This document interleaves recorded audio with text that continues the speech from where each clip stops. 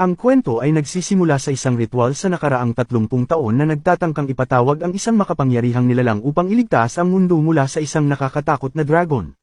Ngunit nabigo ang ritual at walang tagapagligtas na lumitaw. Bumalik sa kasalukuyan kung saan nakita ni Yuji ang kanyang sarili na dinala sa ibang mundo. Nakatingin sa isang misteryosong status window na lumutang sa kanyang harapan, ipinapalagay niya na ito ay isang panaginip. Sinuri ni Yuji ang status window at natuklasan na siya ay isang level 1 tamer. Upang subukan ang kanyang kakayahan, pinaamo niya ang isang slime at sinundan ito sa isang masukal na kagubatan hanggang sa makarating siya sa isang bahay.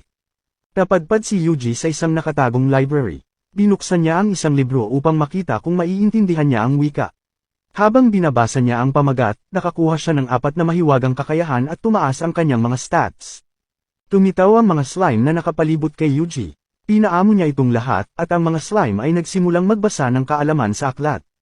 Ang kanilang pagbabasa ay nagbibigay kay Yuji ng walang limitasyong mga kasanayan, at sa kalaunan ng kanyang class ay naging sage.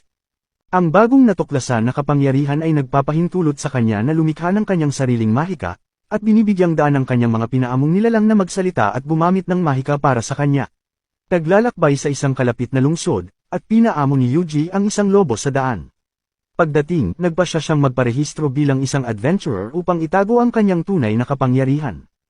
Inihayag lamang niya ang kakayahang paamuhin ang mga slime at masubaybayan ang mga kaaway na nakakuha ng pinakamababang ranggo.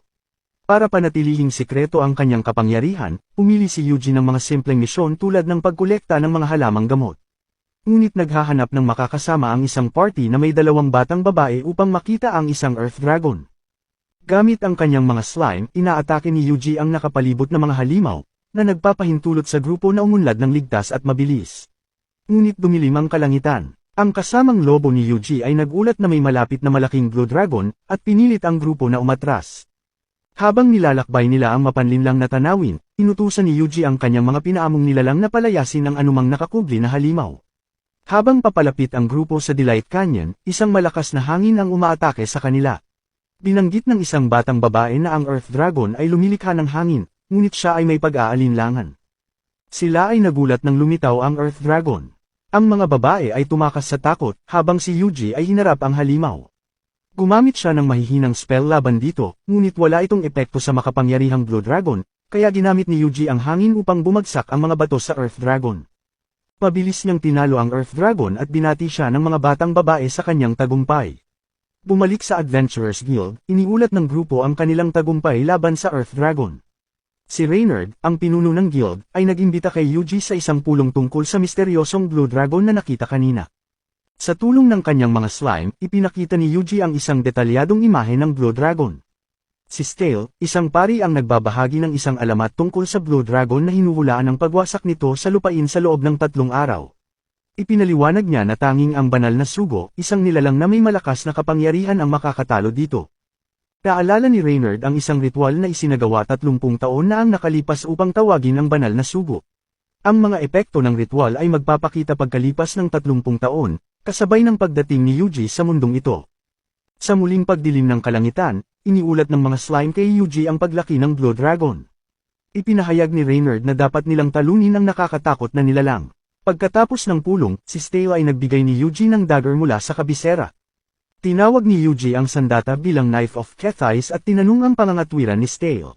Sinabi ni Stale na ito ay sinadya para kay Yuji dahil naniniwala siyang siya ang banal na sugo. Nang maglaon, nakatanggap si Yuji ng isang ulat mula sa kanyang slime, na ang Blue Dragon ay patuloy na lumalaki na nagpapahirap sa sitwasyon. Nagpasya si Yuji na harapin ang Blue Dragon ng gabing iyon. Sa tulong ng kanyang mga pinaamo na halimaw, nagdulot siya ng malaking pinsala gamit ang parehong Knife of Kethais at isang potent Hellfire of Demise spell. Gayunpaman, ang malakas na atake ay nagdulot lamang sa pagkasira sa kaliwang mata ng Blue Dragon. Si Yuji ay gumamit ng malakas na Divine Strike spell. Pinagsama ito ng Knife of Kethais at ang Hellfire of Demise spell, na nagawang putulin ang leeg ng Blue Dragon at sa wakas ay natalo. Kinaumagahan, binisita ni Reynard si Yuji para ibahagi ang balita sa pagkatalo ng Blue Dragon. Nagkunwaring walang alam si Yuji, ngunit nakita ni Reynard ang lahat. Pinayuhan niya si Yuji na magtiwala sa iba at humingi ng tulong sa mga darating na laban. Napagtanto na ang kanyang sikreto ay natuklasan, at nagpasya si Yuji na umalis sa lungsod. Pumunta siya sa Adventurers Guild at nagtanong sa receptionist ng mga rekomendasyon para sa susunod na paglalakbay. Sinabihan siyang hanapin si Jejel, isang craftsman na kilala sa paglikha ng pambihirang monster armor. Pagdating sa bahay, hinanap ni Yuji si Jejel para gumawa ng sandata sa kanyang mga slime at lobo. Ngunit habang sinusubukan niya ang bagong kagamitan, natuklasan ni Jejel na ang mga pinaamo na halimaw ay masyadong malakas para sa kanyang likha. Upang makagawa ng sandata na sapat ang lakas para sa kapangyarihan ni Yuji, kailangan nilang talunin ng isang kalapit na fire dragon na naninirahan sa isang bulkan. Habang pinag-iisipan ni Yuji ang kanyang susunod na galaw, isang slime ang nagulat na ang mga halimaw sa lugar ay may kakaibang kilos. Pinadala niya ang kanyang lobo at slime upang tingnan ang paligid. Hindi nagtagal ay nakita nila ang dalawang lalaki at ang bawat isa ay may dalang bar aisle sa kanilang mga likod. Biglang pumutok ang bulkan at nagpakita ang makapangyarihang fire dragon. Sa kabilang banda, isang invisible slime ang nakikinig sa pag-uusap ng dalawang lalaki at nalaman na ang kanilang tagubilin ay mula sa Orderian.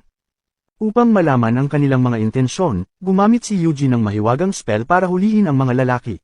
Gayunpaman, mas pinili nilang kitilin ang kanilang sariling buhay kaysa mahuli. Samantala, binabalaan si Yuji sa kanyang lobo na ang fire dragon ay papalapit na sa lungsod. Habang papalapit ang dragon sa ilog, gumamit si Yuji ng spell at nagpakawala ng tubig na nagpalubog sa nilalang. Sa kabila ng pagsalakay na ito, nananatiling banta ang fire dragon.